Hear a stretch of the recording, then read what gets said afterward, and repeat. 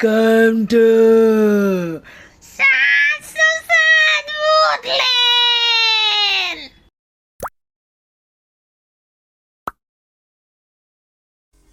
সিঁড়ি দিয়ে নামতে নামতে হঠাৎ পা হড়কে পড়ে যাচ্ছিল অনিমেষ। মুহূর্তে রেলিংটা ধরে ফেলে সামলালো নিজেকে, নিচের দিকে তাকালো। কই, কিছুই পড়ে টড়ে নেই তো। কলার খোসা, আমের চোকলা, নারকেলের ছোবড়া, কিচ্ছু নেই তো। জলও তো নেই এক ফোঁটা। শুকনো খটখটে সিঁড়ি। জুতোর তলাটাও দেখলো একবার, সেখানেও কিছু লেগে নেই। মনে মনে হাসলো অনিমেষ। খুব তাড়াতাড়ি করছিল বলেই হয়তো পা বেচাল হয়ে পড়েছিল, ছন্দ রাখতে পারেনি ঠিক মতো। চোখের পলকে কি দুর্ঘটনাই না হতে পারত। ভাঙতে পারত হাড়গোড়, মাথা কিংবা মেরুদণ্ড। এতক্ষণে তাহলে রেল স্টেশনের পথে না হয়ে হাসপাতালের পথে, ট্যাক্সিতে না হয় অ্যাম্বুলেন্সে। সত্যি, এক চুলের ফারাক, একটা সুতোর এদিক ওদিক। এই তাড়াহুড়োর কোনো মানে হয় না। অনিমেষের এখন বয়স হয়েছে, তার ধীর স্থির হওয়া উচিত। কিন্তু কি আশ্চর্য, ঠিক সময়ে সমর্থ হাতে রেলিংটা ধরে ফেলতে পারল। ঠিক অত দূরে রেলিং, পড়বার সময় হাতের হিসেব থাকলো কি করে? মনে হলো কে যেন হাতের কাছে রেলিংটা এগিয়ে এনে দিয়েছে। কিছু বলেনি, তবু ট্যাক্সিটা ছুটছে প্রাণপণ, যেন ড্রাইভারেরও ভীষণ তাড়া। কিন্তু বেগে ছুটলেই আগে পৌঁছানো যায় না সব সময়। মনে হচ্ছিল ট্যাক্সিটাই অ্যাক্সিডেন্ট করে বসবে, হয় কাউকে চাপা দেবে, নয়তো হুমড়ি খেয়ে পড়বে কোনো গাড়ির ওপর, নয়তো কোনো মুখোমুখি সংঘর্ষ। অত শত না হয় নির্ঘাত জ্যাম হবে রাস্তায়, ট্যাক্সিটা পৌঁছতে পারবে না, ট্রেন ছেড়ে দেবে। যেন এত সুখ সহ্য করবার নয়। ভাগ্য ঠিক বাদ সাধবে, বাগড়া দেবে না। হন্তদন্ত ট্যাক্সি শেষ পর্যন্ত পৌঁছেছে। ট্রেনটা ছাড়েনি। কামরার খোলা দরজার উপর অনিতা দাঁড়িয়ে। বাবা, আসতে পারলে? অনিতা খুশিতে ঝলমল করে উঠল। কত বাধা, কত বিপদ! বাহ, আর বাধা বিপদ কোথায়? সব তো খোলসা হয়ে গেছে। এখন তো মাঠ ফাঁকা। অনিতা নির্মুক্ত মনে হাসল। যাকে বলে লাইন ক্লিয়ার। অনিমেষ হাসল স্বচ্ছন্দে। হঠাৎ ইঞ্জিনটা হুইসল দিয়ে উঠল। অনিমেষ বুঝি উঠতে যাচ্ছিল। অনিতা ব্যস্ত সমস্ত হয়ে বললে, আরে, উঠে কি হবে? গাড়ি ছেড়ে দিচ্ছে। না, ওটা অন্য প্ল্যাটফর্মের ইঞ্জিন। যা ভয় পাইয়ে দিয়েছিল, বললে অনিমেষ। তোমার তো সবেতেই ভয়। বুঝি বা ব্যঙ্গ মেশালো অনিতা। না, ভয় আর কোথায়। কামরাতে উঠল অনিমেষ। ঘড়ির দিকে তাকিয়ে দেখলো সামান্য কয়েক মিনিট বাকি আছে। বললে, কিছুক্ষণ বাকি। কিন্তু কতক্ষণ? ধরো 1 বছর। কথাটা অন্য অর্থে নিয়ে গেল অনিমেষ। না না, অতদিন কেন? এ কি আমরা ডিভোর্সের পর বিয়ে করতে যাচ্ছি যে 1 বছর অপেক্ষা করতে হবে? না, তা নয়, তবে অনিমেষ আমতা আমতা করতে লাগলো। না না, তবে টবে নয়। শ্রাদ্ধ শান্তি তো হয়ে গিয়েছে, এখন আবার তোমার দ্বিধা কি?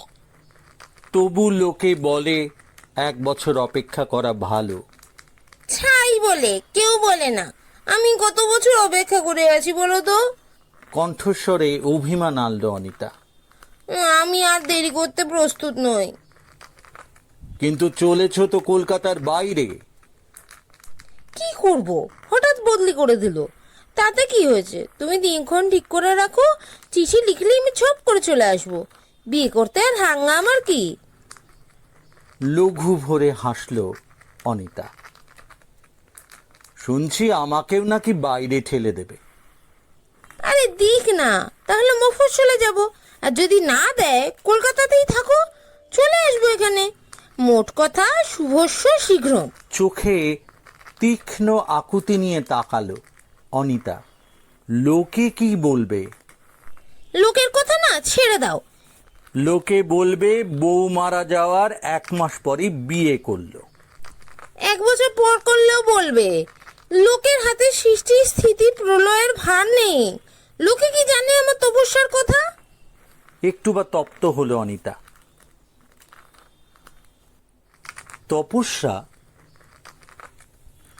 হ্যাঁ, প্রতীক্ষা আর প্রার্থনাই তপস্যা। তোমার বিয়ের প্রায় 2 বছর পর আমাদের দেখা। তুমি আমাকে বললে তুমি আমার পরম হয়ে এলে, তো প্রথমে হয়ে এলে না কেন? সেই থেকে প্রার্থনা করছি, প্রার্থনা করে আছি কবে সেই চরম দিন আসবে, কবে পথ পরিষ্কার হবে। 3 বছরের পর সেই সুযোগ আজ এলো। আর এই 3 বছর সমানে আকাঙ্ক্ষা করে এসেছি আমাদের স্বাধীনতা। অর্থাৎ গত 3 বছর ধরেই অনিতা সুরভির মৃত্যু কামনা করে এসেছে। বুকের মধ্যে একটা ঘা মারার শব্দ শুনল অনিমেষ। সেই শব্দ কি তারও আকাঙ্ক্ষার প্রতিধ্বনি? না, তা কি করে হয়? সুরভি বেঁচে ছিল বলেই তো অনিতার প্রতি তার আকর্ষণ এত জ্বলন্ত ছিল, জীবন্ত ছিল। সুরভি আজ বেঁচে নেই, তাই কি অনিতাও আজ স্তিমিত, নিষ্প্রভ? এ কি, ট্রেন ছাড়ছে না কেন? সময় কখন হয়ে গেছে, তবু ছাড়বার নাম নেই। ছাড়বার ঘন্টা পড়লেই তো অনিমেষ নেমে যেতে পারে, রুমাল নেড়ে বিদায় দিতে পারে। কি একটা গোলমালে ট্রেনটা থেমে আছে, ছাড়ছে না। দীর্ঘতর হচ্ছে এই নিষ্ফল সান্নিধ্য। সব ট্রেনই ছেড়ে যায়। শেষ পর্যন্ত অনিতারটাও ছাড়ল। নামতে গিয়ে অনিমেষ আবার পড়ল নাকি পাহড়কে? না, সে অত অপগণ্য নয়। তার পায়ের নিচে মোলায়েম প্ল্যাটফর্ম কে ঠিক পৌঁছে দিয়েছে। মফস্বলে বদলি হয়ে এসেছে অনিমেষ। ভালোই হয়েছে, বদল হয়েছে পরিবেশের। মেঝেতে পায়ে পায়ে আলতার দাগ ফেলা নেই আর স্মৃতির রক্তাক্ত কণ্টক। ছোট ছাদওয়ালা বাড়ি, উপরে 2খানা মেটে ঘর, একটা শোবার আর একটা বসবার, নিচে বাবুর্চি চাকর। এর চেয়ে আরও ছোট হলে চলে কি করে? তবু অনিমেষ যেন কিরকম ফাঁকা ফাঁকা লাগে বলে ভাবে মাঝে মাঝে। এদিক ওদিক প্রতিবেশীদের বাড়িগুলো কেমন দূর দূর মনে হয় বাড়িটাকে ঘিরে যেন অনেক গাছপালা, অনেক হাওয়া, অনেক অন্ধকার। গাড়ি ঘোড়ার আওয়াজ অনেক পর পর শোনা যায়। ফেরিওয়ালারা এদিকে কম আসে, অথচ নদী কত দূরে। মধ্যরাত্রে একটু হাওয়া উঠলেই শোনা যায় গোঙানি। কাজে কর্মে লোকজন আসে, কিন্তু তাদের আসার মানেই হচ্ছে চলে যাওয়া। সমস্ত ভিতর বার আশপাশ একটা শূন্যতার শ্বাস দিয়ে ভরা। না, আসুক অনিতা, ঘর দৌড় ভরিয়ে তুলুক। আশ্চর্য, সেই রকম চিঠি লিখেছে অনিতা। এই মফস্বল শহরেই সে একটা উচ্চতর চাকরির জন্য আবেদন করেছে। কদিন পরেই ইন্টারভিউ। হ্যাঁ, কোথায় আর উঠবে? অনিমেষেরই অতিথি হবে অনিতা। চিঠি লিখে বারণ করল অনিমেষ, তুমি এসো, থাকো, চাকরি করো, কিন্তু আমার বাড়িতে উঠো না, অন্তত এখন নয়, একেবারে আজকেই নয়। জানোই তো আমার বাড়িতে মেয়ে ছেলে কেউ নেই, তোমার অসুবিধা হবে। তাছাড়া আমি দুর্বার, একা। আগে অধিষ্ঠিত হও, পরে প্রতিষ্ঠিত হবে। পাল্টা জবাব দিল অনিতা, প্রায় তিরস্কারের ভঙ্গিতে। লিখলে, আমি একজন সম্ভ্রান্ত পদস্থ শিক্ষিকা। একটা চাকরি সম্পর্কেই তোমার কাছে একদিনের সাময়িক আশ্রয় চাইছি, অন্য কোনো উদ্দেশ্য নেই। আর নিজেকে এত দুর্বার বলে স্পর্ধা করো না। ভাববে আমার প্রতিরোধও দুঃসাধ্য। অন্তত যতক্ষণ আমি সম্ভ্রান্ত পদস্থ শিক্ষিকা। না, তুমি এসো, ঝগড়াঝাটির কি দরকার? তুমি এলে কত গল্প করা যাবে, কত হাসা যাবে মন খুলে, স্তব্ধতাকেও মনে হবে রমণীয়। আজ সন্ধ্যের ট্রেনে আসবে অনিতা, শুধু রাতটুকু থাকবে। কাল সকালে ইন্টারভিউ দিয়েই দুপুরের ট্রেনে ফিরে যাবে নিজের জায়গায়। সকাল থেকেই মেঘ মেঘ, বৃষ্টি বৃষ্টি। দুপুরে ঘন ঘোর করে বর্ষা নেমেছে। সন্ধ্যের দিকে তোড়টা কমলেও হাওয়াটা পড়েনি, চলেছে জোলো হাওয়ার ঝাপটা। স্টেশনে এসে অনিমেষ শুনল গাড়ি 3 ঘন্টার ওপর লেট। ভীষণ দমে গেল শুনে। বাইরে দুর্যোগ থাকলেও অন্তত বুঝি একটা আগুনের ভাণ্ড ছিল, সেটাও নিভে গেল ধুঁইয়ে ধুঁইয়ে। রাস্তায় জনমানব নেই, দোকানপাট বন্ধ, শুধু একলা এক পথহারা হাওয়া এলোমেলো ঘুরে বেড়াচ্ছে। সাইকেল রিক্সা করে বাড়ি ফিরল অনিমেষ। সিঁড়ি দিয়ে উপরে উঠে দেখল, এ কি, তার শোবার ঘরে আলো জ্বলছে। দরজার তালা বন্ধ। হাওয়ার দাপটে দরজার পাল্লা দুটো ফাঁক হয়েছে, তারই মধ্যে দিয়ে দেখা যাচ্ছে আলো। তবে কি ঘর বন্ধ করে বেরোবার আগে ভুলে সুইচটা অন করে রেখেছিল? তাই হবে, নইলে আলো জ্বলে কি করে? পথে আসতে দেখেছিল স্টেশনেও তাই। ঝড়ের উৎপাতে সারা শহরে কারেন্ট অফ হয়ে গিয়েছিল। কে জানে, কারেন্ট হয়তো ফিরে এসেছে এতক্ষণে। বারান্দার সুইচ টিপল, আলো জ্বলল না। হয়তো বারান্দার বাল্বটা ফিউজ হয়ে গিয়েছে। দরজার তালা খুলে ঘরে ঢুকতেই ঘরে আর আলো নেই। মুখস্থ জায়গায় হাত রেখে সুইচ পেল অনিমেষ। সুইচ টিপল, আলো জ্বলল না। না, আসেনি কারেন্ট, কিংবা এসে এখন আবার অফ হয়ে গিয়েছে। হাতের টর্চ টিপল অনিমেষ। মনে হলো ঘরের মধ্যে অন্ধকার যেন নড়ছে, ঘোরাঘুরি করছে। অন্ধকার কোথায়? একটা লোক। কে? আর তো চিৎকার করে উঠল অনিমেষ। দরজা খোলা পেয়ে লোকটা পালিয়ে গেল বুঝি। অনিমেষ প্রবল শক্তিতে দরজা বন্ধ করল। প্রায় কারেন্ট বন্ধ হয় বলে ক্যান্ডেল আর দেশলাই হাতের কাছে মজুত রাখে, তাই জ্বালল এখন। হোক মৃদু, একটা স্থির অবিচ্ছিন্ন আলো দরকার। কই, লোকটা যায়নি তো। খাটের বাজু ধরে চুপ করে দাঁড়িয়ে আছে। এ কি? একটা বোবা আতঙ্ক অনিমেষের গলা টিপে ধরল। সুরভি। পরনে কস্তাপার শাড়ি, সিঁথিতে ডগডগে সিঁদুর, খালি পায়ে টুকটুকে আলতা, ঠোঁট দুখানি চুনে খয়েরে রঙিন করা।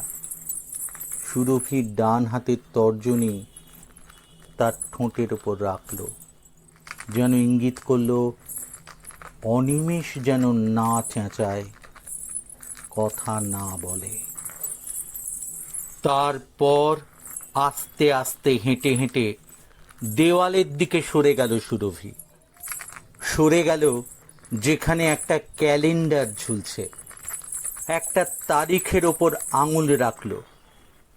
2 চোখে ক্রুদ্ধ ভর্ৎসনা অনিমেষের দিকে তাকালো সেই চোখে। সেই চিহ্নিত তারিখে টর্চের আলো ফেলল অনিমেষ। দেখল আঙুলের ডগায় 1 ফোঁটা রক্তের দাগ রেখেছে তারিখে। কোন তারিখ? এ তো আজকের তারিখ, বাংলা 28শে আষাঢ়, বৃহস্পতিবার। 28শে আষাঢ় কি? 28শে আষাঢ় অনিমেষ সুরভির বিয়ের দিন। একদম ভুলে গিয়েছিল। আর বছর সুরভি মনে করিয়ে দিত। এবারও তেমনি মনে করিয়ে দিতে এসেছে। অদূরে দাঁড়িয়ে হাসছে সুরভি। কেমন মজা! যেতে না যেতেই মুছে দিয়েছ মন থেকে। মুছে দিয়েছো দেওয়াল থেকে? ঘুরে ঘুরে চারদিকের দেওয়ালের দিকে তাকাতে লাগলো। আমার একটা ছবিও কোথাও রাখোনি। সুরভি! তাকে ব্যাকুল হাতে ধরতে গেল অনিমেষ। হা হা করে একটা বাতাস ছুটে গেল ঘরের মধ্যে। বন্ধ দরজা জানলা ঝরঝর ঝরঝর করে উঠল। সিঁড়িতে শোনা গেল নেমে যাওয়ার পায়ের শব্দ। শুধু যেন সুরভি একা নয়, তার সঙ্গে আছে আরো অনেকে। একসঙ্গে নেমে যাচ্ছে, কেবল নেমে যাচ্ছে, ভারী পায়ে ক্লান্ত পায়ে নেমে যাচ্ছে। ভয়ে আপাতমস্তক ঘেমে উঠল অনিমেষ। হঠাৎ আলো জ্বলে উঠল। মনে হলো এই আলো নয়, কে যেন সহসা হেসে উঠেছে খিলখিল করে। তাড়াতাড়ি অল্প স্বল্প খেয়ে শুয়ে পড়ল অনিমেষ। টর্চ, ছাতি, ওয়াটারপ্রুফ দিয়ে চাকরকে পাঠালো স্টেশনে। যত টাকা লাগুক যেন রিক্সা ঠিক রাখে, যত দেরি হোক ঠিক মতো আসতে পারে যেন অনিতা। ঘড়িতে রাত বেশি হয়নি, কিন্তু মনে হচ্ছে যেন অনন্ত রাত। গাছগাছালির মাঝে বাড়িটাকে মনে হচ্ছে রুদ্ধশ্বাস কবর স্তূপ। কেবল বাতাসের হা হা, ডালপালার কাতরতা। বিছানায় জেগে বই পড়ছে অনিমেষ। জাগ্রত সমর্থ বন্ধুর মতো আলোটা রয়েছে চোখের ওপর। খটখট খটখট দরজায় কে আঙুলের শব্দ করল। চমকে উঠল অনিমেষ। নিশ্চয়ই মানুষ। অন্য কেউ হলে আলো নিয়ে যেত। হাওয়া উঠে দরজা জানলা কাঁপাতো, সিঁড়িতে পায়ের শব্দ হতো। নয়তো কুকুর, কোথাও কাঁদতো মরা কান্না। মানুষ বলেই বারান্দার আলোটাও নেবেনি। ভয়ের জন্য লজ্জা হতে লাগলো অনিমেষের। বালিশের নিচে হাত দিয়ে রিভলভারটা একবার অনুভব করলো। ধীরে ধীরে খুলে দিল দরজা। এ কি তুমি, অনিতা? উফ, ভীষণ লেট তোমাদের গাড়ি, তারপর কি জঘন্য বৃষ্টি। তোমার জন্য স্টেশনে চাকর পাঠিয়েছিলাম, সে কোথায়? কই, কার সঙ্গে দেখা হয়নি তো, একাই চলে এলাম। তোমার মালপত্র কোথায়? সব স্টেশনে পড়ে আছে। শোনো না, আমি ভীষণ ক্লান্ত, এক গ্লাস জল খাবো। টেবিলের ওপর ঢাকা গ্লাসে জল ছিল, তাই ঢক ঢক করে খেয়ে নিল অলিতা। বললে, শোবার জায়গা করেছো কোথায়? পাশের ঘরে।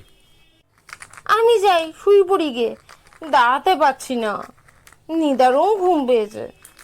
ম্লান রেখায় হাসল অনিতা। বা, সে কি, খাবে না? না, পথে খাওয়া হয়ে গেছে। আচ্ছা, আসি। পাশের ঘরে গিয়ে দ্রুত হাতে দরজায় খিল চাপালো অনিতা। তবু দরজায় মুখ রেখে বলল অনিমেষ, ঘরের আলোটা জেলে রেখো, আর দেখো নতুন জায়গায় যেন ভয় পেও না। ভয় পেলে আমাকে ডেকো। অনিতার যেন কিছুতেই ভয় নেই। তার বুঝি অনিমেষকেই ভয়। কেন কেন দুজনে আজ ঝড়ের রাতে একসঙ্গে এক ঘরে থাকবে না?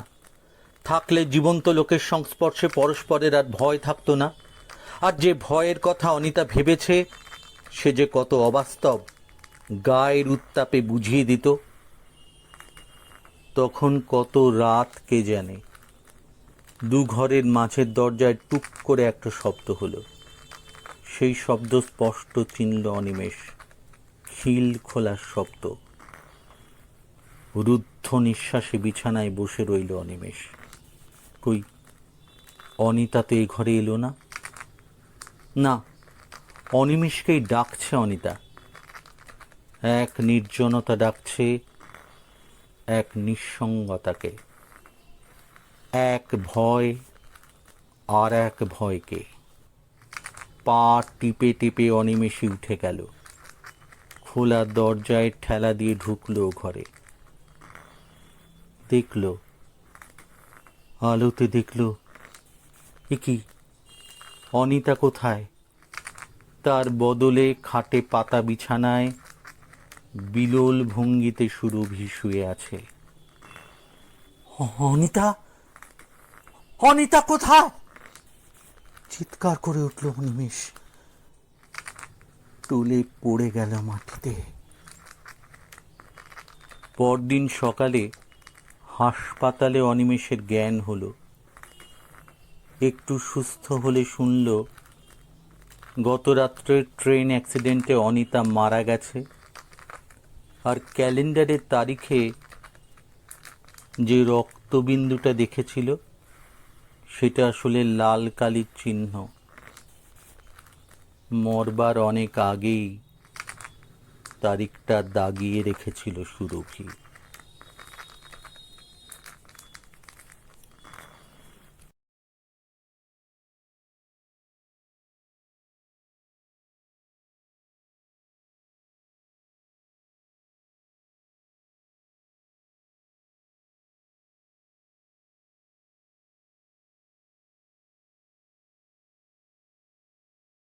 গল্পটি ভালো লাগলে লাইক করবেন, শেয়ার করবেন আর সাবস্ক্রাইব করবেন।